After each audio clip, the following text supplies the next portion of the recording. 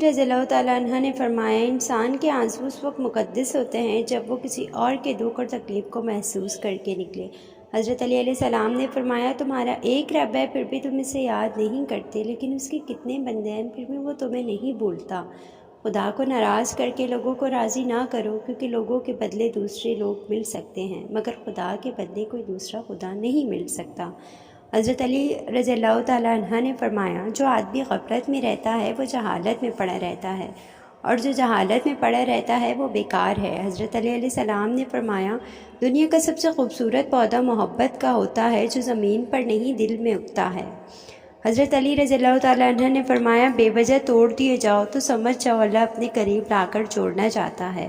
ہماری مزید ایسی ویڈیو کے لیے ہمارا چینل سبسکرائب ضرور کیجیے گا۔ اس کے علاوہ ہماری ویڈیو کو لائک اور شیئر اور کمنٹ کرنا مت بھولیے گا۔ اللہ پاک آپ کو اس کا اجر دے گا۔ جزاک اللہ۔